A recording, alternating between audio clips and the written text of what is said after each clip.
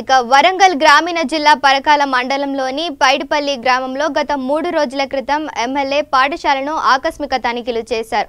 శిథిలావస్థలో ఉన్న గదులను పరిశీలించారు మరియు విద్యార్థులకు నీటి వసతి లేదని గుర్తించి స్థానిక కార్పొరేటర్ అధికారులను హెచ్చరించి వెంటనే శిథిలావస్థలో ఉన్న గదులను కట్టించాలని, అసంపూర్తిగా ఉన్నటువంటి 3 గదులను త్వరగా పూర్తి చేయాలని, కిలోమీటర్ దూరంలో ఉన్న బోర్డుకు వెంటనే మోటార్ ఫిట్ చేయాలని, దాని ద్వారా పాఠశాలకి నీటి వసతి కల్పించాలని అధికారులను ఆదేశించారు.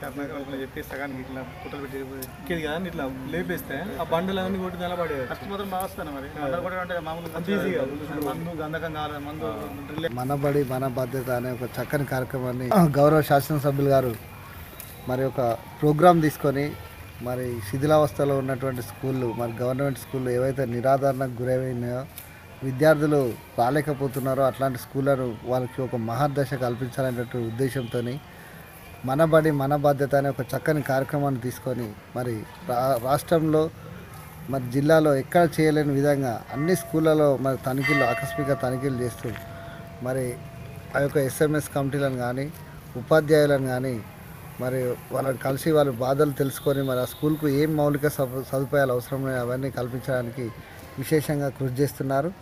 అందులో భాగంగా మాకు 1వ డివిజన్ పైడిపల్లి గ్రామాన్ని మొన్ననే మరి విజిట్ చేసి ఈ యొక్క స్కూల్ పరిస్థితులన్నీ తెలుసుకోవడం జరిగింది. అందులో భాగంగా ఈ యొక్క ప్రెమిసెస్లో ఉన్నటువంటి మరి ఈ చెత్త కానీ ఈ యొక్క దాని విధంగా మరి అధికారులందరూ కూడా చర్యలు తీసుకుంటారు. మరి ఈ యొక్క లేఅవుట్ ప్రిపేర్ కాగానే త్వరలోనే మన ప్రైమరీ స్కూల్ను హై స్కూల్ను ఒకటే క్యాంపస్లో పెట్టి మరి ఒక మోడల్ స్కూల్గా ఈ యొక్క డివిజన్ను తయారు.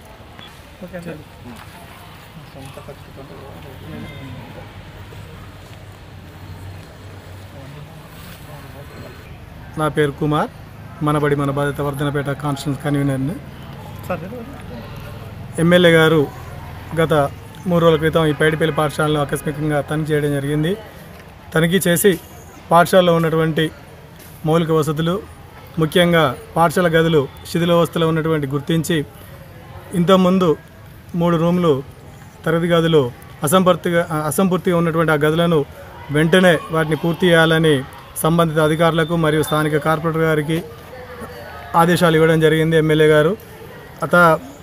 అదే గారు ఇప్పుడు ఆ పాఠశాల యొక్క గదులను వైట్ వాష్, ఆ బండ అవన్నీ వేయించి ఆ తరగతి గదులను పూర్తి చేయించడం జరుగుతుంది. అదేవిధంగా విద్యార్థులకు వాటర్ సదుపాయం కూడా లేకుండే ఆ వాటర్ సదుపాయాన్ని ఇప్పుడే స్థానిక కార్పొరేటర్ గారు బోర్ ఆన్ చేయడం జరిగింది. తదనంతరము ఈ పాఠశాల గదులను కూలగొట్టి ఈ కొత్త గదులను వారికి ఓపెనింగ్ చేసే విధంగా ఒక వారం 10 రోజుల్లో ఆ రూమ్లను పూర్తి చేసే విధంగా ప్రణాళిక తయారు జరిగింది. ఈ యొక్క అవకాశం ఇచ్చిన మీకు